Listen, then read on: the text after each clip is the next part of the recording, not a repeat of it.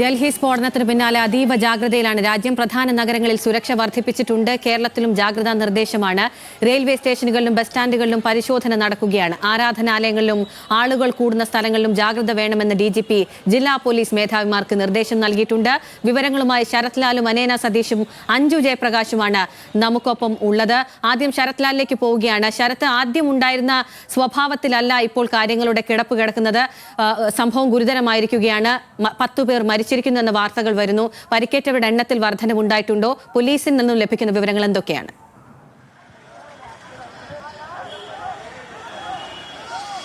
അഖില, വളരെ ഗുരുതരമായ സ്ഥിതിവിശേഷം എന്ന് തന്നെ പറയേണ്ടി വരും. നേരത്തെ തുടക്കത്തിൽ ഒരാൾ മരിച്ചു, ചെറിയ സ്ഫോടനമാണെങ്കിൽ പിന്നീട് അതിൻ്റെ വ്യാപ്തി വളരെ വലുതാണ് എന്നാണ് മനസ്സിലാക്കുന്നത്.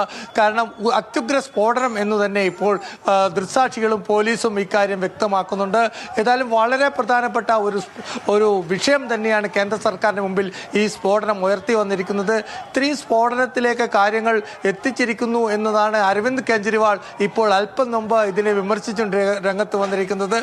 അതേപോലെ തന്നെ രാഹുൽ ഗാന്ധിയും ഇപ്പോൾ അല്പം മുമ്പ് പ്രിയങ്ക ഗാന്ധിയും ഈ സ്ഫോടനത്തിൽ നടുക്കം രേഖപ്പെടുത്തിയിട്ടുണ്ട്. കൊല്ലപ്പെട്ടവരെ കുടുംബത്തോട്, പരിക്കേറ്റവരുടെ കുടുംബത്തോടുമുള്ള അവരുടെ വേദന പങ്കുവെക്കുകയും ചെയ്തിട്ടുണ്ട് ട്വിറ്ററോടുകൂടി.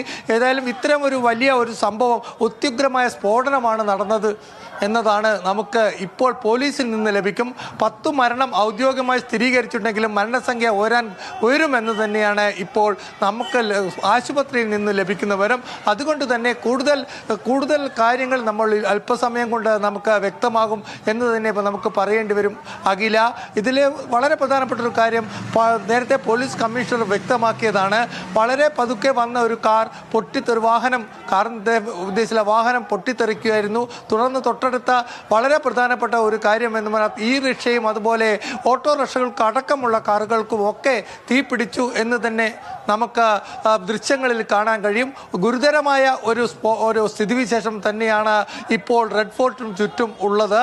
കാരണം ഈ റെഡ് ഫോർട്ടിലെ ലാൽ കിലയിലെ 1-ാം നമ്പർ ഗേറ്റ് എന്ന് പറഞ്ഞാൽ വൈകിട്ട് വളരെ കൂടുതൽ ജനങ്ങൾ വരുന്ന അല്ലെങ്കിൽ യാത്ര ചെയ്യുന്ന ഒരു ഗേറ്റാണ്. അതിന് മുമ്പിലാണ് ഈ സ്ഫോടനം എന്നത്.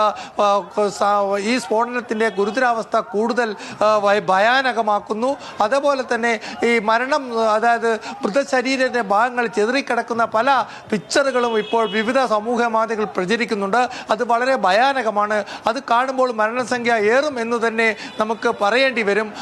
പക്ഷേ ഇക്കാര്യത്തിൽ ഒരു സർക്കാർ പോലീസ് സ്ഥിരീകരണമില്ലാതെ നമുക്ക് ഈ ഘട്ടത്തിൽ ഇക്കാര്യങ്ങൾ പറയാൻ കഴിയില്ല. കാരണം ആശുപത്രിയിൽ നിന്ന് വിവിധ റിപ്പോർട്ടുകൾ അഖില നമുക്ക് ലഭിക്കുന്നുണ്ട്. മരണം 11 കഴിഞ്ഞു എന്ന തരത്തിലുള്ള റിപ്പോർട്ടുകൾ അല്പസമയം മുമ്പ് ആശുപത്രി നമുക്ക് ലഭിച്ചിരുന്നു. എന്നാൽ നിലവിൽ 10 മരണമാണ് സ്ഥിരീകരിച്ചിരിക്കുന്നത്. അതുപോലെ 18 പേർക്ക് പരിക്കുണ്ട് എന്നും വ്യക്തമാക്കുന്നുണ്ട്. എന്നാലും ആശുപത്രി അല്പമണിക്കൂറുകൾക്ക് അരമണിക്കൂറിനുണ്ട് മെഡിക്കൽ ബുള്ളറ്റിൻ പുറത്തിറക്കുമെന്ന് പറയുന്നുണ്ട്. ഏതായാലും പോലീസും ഇത് സംബന്ധിച്ച വ്യക്തമായ കണക്ക് അല്പസമയത്തിനകം പുറത്തിറക്കുമെന്ന പോലീസ് PROവും വ്യക്തമാക്കിയിട്ടുണ്ട്. ഏതായാലും ഡൽഹിയെ സംബന്ധിച്ചോളം ഹൈ അലേർട്ട് പ്രഖ്യാപിച്ചിരിക്കുകയാണ്. നിരവധി സ്ഥലത്ത് പോലീസ് റെയ്ഡ് നടത്തുകയാണ്. നിരവധി സ്ഥലത്ത് പോലീസുകൾ പരിശോധന നടത്തുകയാണ്.